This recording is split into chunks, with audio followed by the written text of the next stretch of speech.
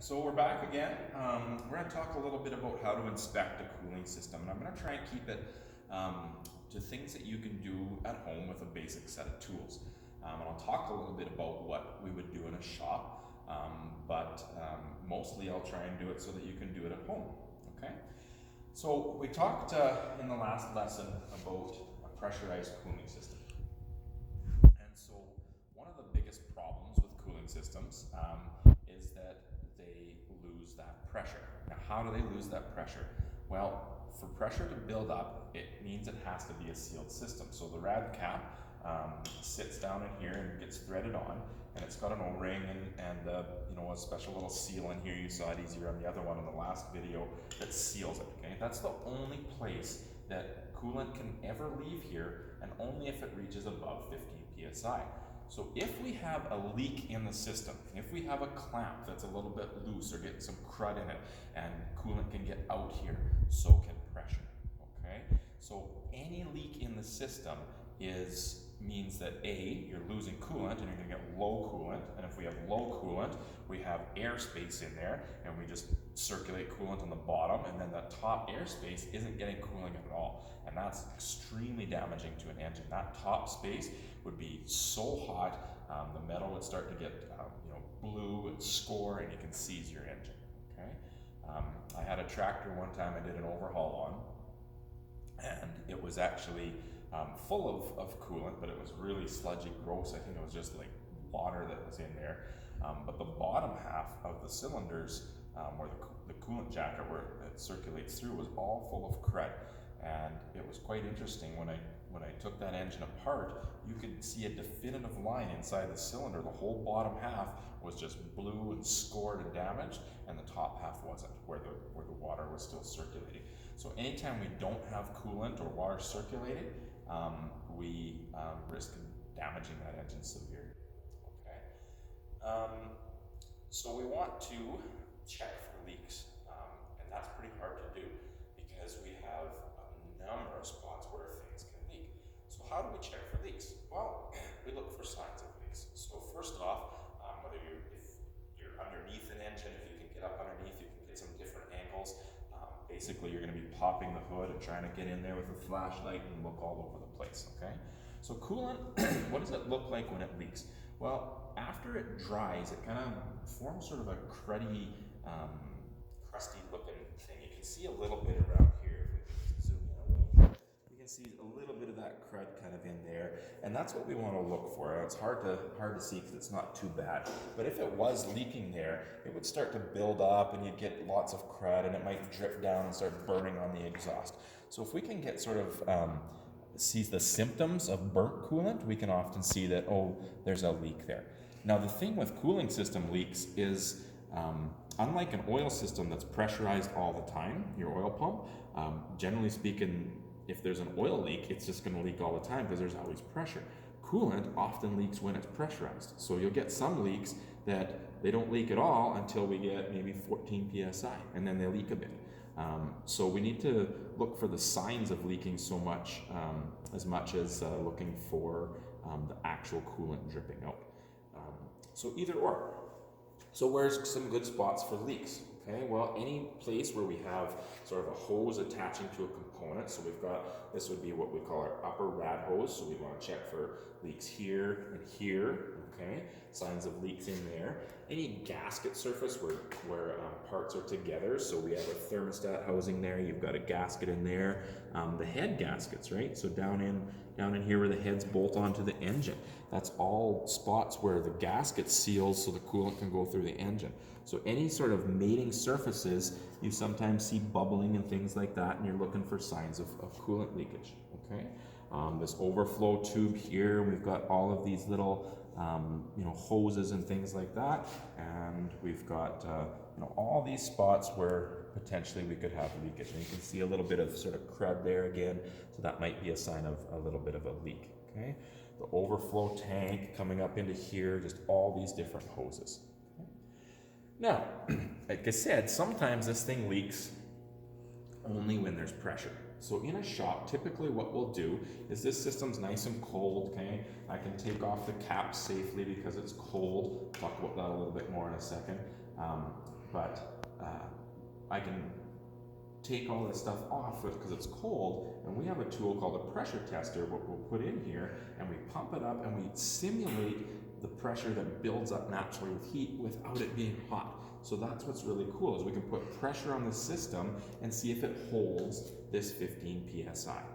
Okay, now some people ask the question, well, if I pressure it up, am I going to do damage to it? Yes and no. Okay, so if you go up to only 15 psi, you can't do any damage. If you pump it up to 15 psi and it starts coming out a hose or coming out here, you didn't do that damage.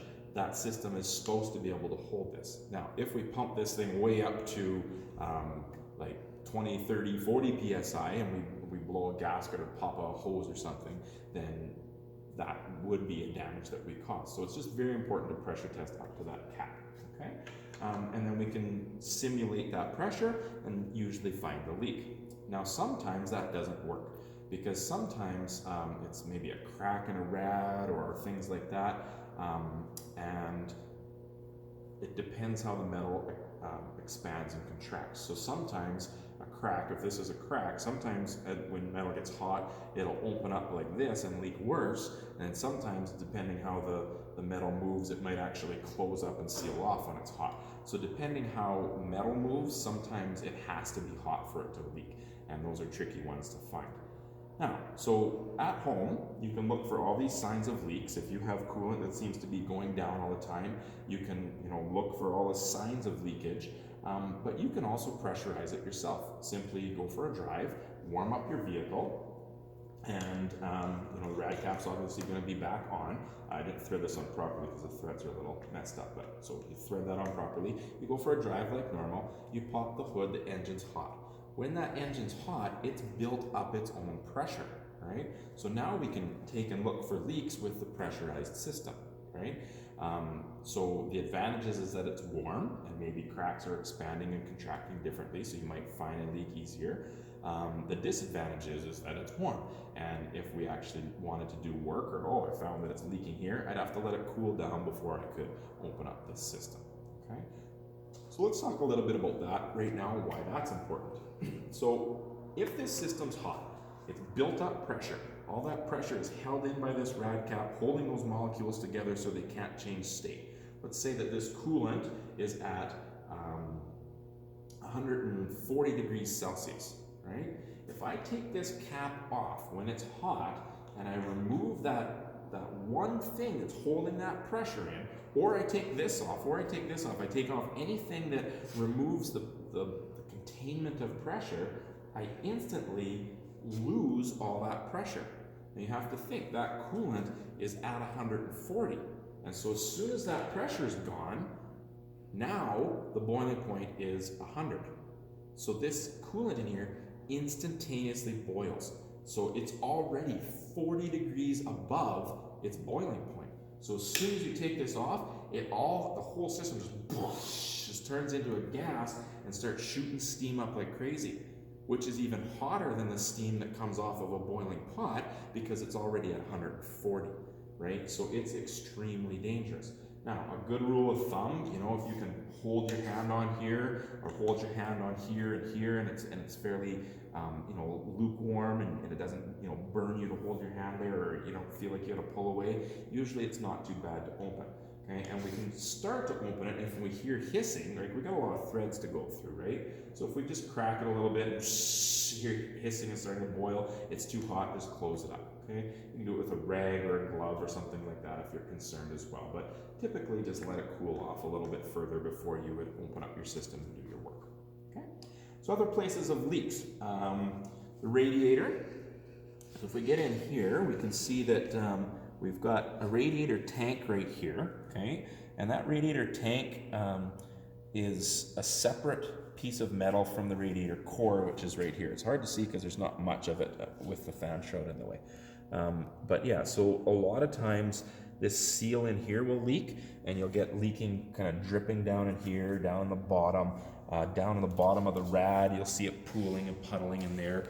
Is a common spot for leaks too.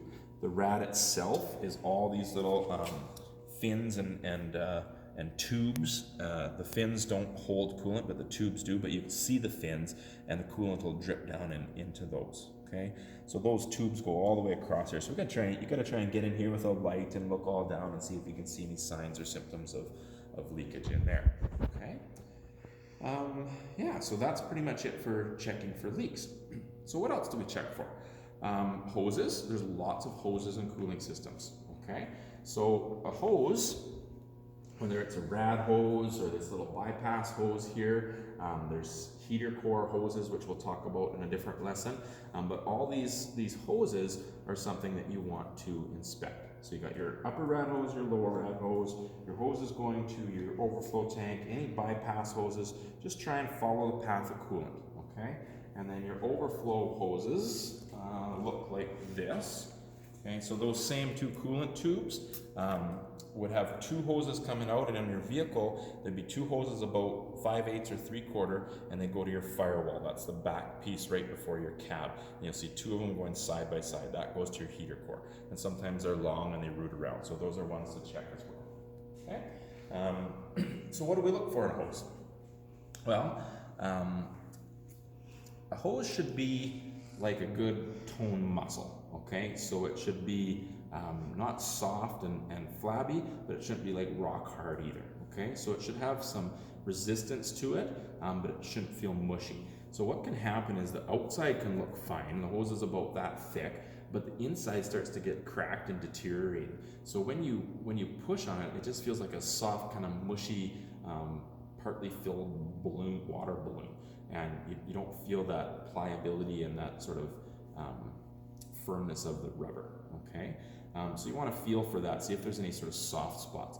You can see signs of that happening because when it rots on the inside and you get a thin layer, it starts to actually balloon out sometimes. So if you get a rad hose that's starting to balloon out a little bit or looks swollen, then that can be a sign that the hose is starting to rot. Now don't mistake it for this right here. You can see there's a little bit of an edge here. Okay, that's just the barbed flange on the thermostat housing flange here, so that the hose can go over and it's got a little bit extra tight pressure there, and then the clamp on the back side. So you are going to see sort of like a little ridge on all your hoses, but that's your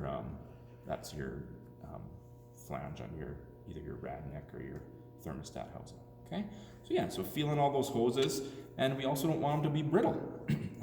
Heat, right, especially this one right by the exhaust, you know, that hose could start to get hard and brittle, so we don't want that either. Okay, so we check all the hoses for that, and then obviously external cracks and things like that. What else do we inspect? Well, the water pump. Okay, so the water pump is right here. Now, okay, so this water pump is turned, you can't actually see the belt. The belt is turning it on the back side and then coming up over an idler. So the back side's spinning it. But the belt is part of what we want to inspect because it turns everything. It turns your power steering pump. We've checked it in the oil change unit as well. So same concept here, but we want to make sure that water pump is spinning. Now some older vehicles have 2 or 3 different belts, so they might have a specific belt for the water pump. And just checking that belt, so same thing. It's rubber. It should be firm but pliable at the same time. Okay, so not soft and mushy, but not brittle. So I usually take my fingernail, and you can't really see what I'm doing, but I'll take and poke my fingernail into the rubber, and if the fingernail kind of cuts into the rubber a little bit, then it's okay. If it starts to get really hard and brittle, then you know that it's time to be changed. Okay, so that belt's an integral component of the cooling system. Now the water pump itself has bearings in it. Okay, and there has to be a seal. So if there's a shaft coming through here, we have to turn a shaft to turn on a powder, right? And there has to be bearings to support that shaft. So you've got sort of a dry end and a wet end, right? And we don't want that coolant to come through into those bearings because it'll seize up the bearings. They need to be packed with grease and things like that. So if the water pump seal on the shaft starts to leak, they have a little cavity where it can drop down and leak externally instead of getting into the bearings. And that's underneath the water pump. There's like the little hole. All of them have it. It's a little drain hole. Now it's hard to see because it's up underneath, but you can often see the symptoms. So if you see some drips and things, well, I'm not sure where that's coming from. There's a good chance it's coming either from the water pump weepage hole or the gasket where the water pump bolts to the engine. So that's something to be looking for as well. Okay. Now, how do we know if the water pump is actually circulating? Now, I've seen engines where the shaft's broken, or I saw one time the impeller is plastic. Somebody put in the wrong coolant. That wrong type of coolant ate and disintegrated the water pump's impeller, and there was just nothing but a shaft there, and so it wasn't circulating coolant. The easiest thing is when it is warm and the thermostat's open, you can feel it. Okay, so I like to do that at the same time. I usually take a temperature gun. You can just watch the heat gauge inside your cab, kind of go back and forth, and when it starts to warm up and gets about that halfway mark, you'll feel coolant starting to circulate through here. So at first, when the thermostat's closed, you can't feel any coolant moving through here, and this is pretty cold. And then when that thermostat opens up, you can feel that coolant starting to come through here. You can feel it moving, you can feel the warmth. And if you take and rev up your engine, so you can do it underneath the hood, just find your throttle, right? And just take and rev it up a little bit, you can feel the rushing, which is speeding up the belt, that's speeding up the water pump, and you feel that surge. So it's just a little quick, easy way to test that. Now, if you've got a newer engine that has a throttle control motor, or it's done electronically, you might need a friend or family member, somebody to just kind of run the gas and tell you what temperature you're at and things like that, okay? So that's checking, sort of circulation, the water pump, leaks, all that sort of stuff. The next thing is the rad. So the radiator, we check for leaks, but it has sort of two functions, right? It takes the coolant, so it's a liquid, but it also has to have a spot where air can exchange. So the radiator itself can get plugged up. Now you can kind of see in there a little bit all the fins. I'll show you in a different lesson anyway, but all those fins, if they get plugged up with dirt or junk, or you've left a winter front on, air can't get through there and it can't cool it. So we have to look externally at the rad, as well as looking for leaks, which would tell us about the internal condition, or pressure testing. So that's some other things to check as well. Okay, I think that's most everything, just the whole system. And the last thing to check would be the coolant. Now, the coolant itself is very important. So I've got some on a glass if you've been wondering why that's there. It's not Kool-Aid. It looks like Kool-Aid though, and that's one of your first assessments of coolant. So when I take and look down in here and I look at the coolant, I can see it in there, and it's going to look similar to this. And I need to make an assessment. Does it look like this, or does it start to look sludgy and gross? So all coolants, regardless of their color, have this vibrancy. They're bright, they're opaque and semi-translucent, I guess. I can see through it a little bit. And but Kool-Aid's a great comparator. It just looks delicious. Don't ever drink it, it's poisonous, it'll kill you, but it looks good, okay? If you look in here and it starts to look dirty and sludgy and brownish and starting to just look like a little bit too thick, then that means that it's time to be changed, okay? And what is in here is a 50-50 mixture, or sometimes 60% coolant and 40% water. So we use coolant. When coolant is a mixture of a whole bunch of additives, which you can read about in your theory manual, antifreeze being a big one, but foam inhibitors and cleaners and acids and things like that. So it's all these additives that do extra jobs for us in here, right? Not freezing being one of the most important ones. But then water is mixed with it because water can absorb the most heat per unit of any other liquid. So it does a really good job of capturing those heat units and bringing them out to the rad. So that's why we want water in there. But if we put straight water in there, it's going to get rusty, sludgy, and acidic, and just turn to an acid and all these kinds of things. So that's why we mix the two together. And about a 50-50, 60-40 mix is good. 60-40 gets you a little bit lower freeze point. 50-50 gets you a little bit more water for a little bit extra heat. Either or is fine. 50-50 is still plenty for freeze point. Now, how do you test that? Well, you don't have the equipment to do that, so you really just need to kind of go by look, I guess, and make sure if you ever do add coolant, you're adding the proper mixture. Don't just dump a bunch of water in there and think it's fine. Try and always use a 50-50 mixture. What we would do here is I would have test strips. We would actually test it. We can test the pH, we can test the freeze point, all those kinds of things. So that's something you do have to do in a shop, but a visual inspection can tell you a lot. Now, what kind of coolant do you put in? So if you do have to add coolant or it's really sludgy and you want to change it, you know, what kind of coolant goes in? Well, you got to go to your owner's manual and look it up. There's so many different kinds out there, and they have different additives to react differently with the types of metals that are in the engine. There's so many dissimilar metals in today's engines, different types of rubbers, different types of plastics in the impeller, like I told you that other story. So you want to make sure you put the right coolant in. So I always go to the OEM coolant. Doesn't mean OEM, original equipment manufacturer is what that stands for. That doesn't mean you have to go get it from the dealer. You can go to a place like a Bumper to Bumper or Auto Parts Plus, and AC Delco will make a GM Dexcool coolant for here that you can buy at other places. You know, Toyota has their own specific one. I think you have to get from Toyota. There's just so many. You know, their Volkswagen has a yellow one, I think. So yeah, so try and make sure you get the right coolant. All right, so I'm just going to pour that in here because I might as well. It was a little low in there anyway, so. Okay, all right, so other than that, the rad cap, now the rad cap's off and you've been checking coolant, you can check your rad cap. So I would hook it up to a pressure tester and see if it actually holds the 15 PSI. Now you can't do that, so all you really have is visual. So if you look in here, you can see the valve inside of here. You know, does it look like it's in good condition?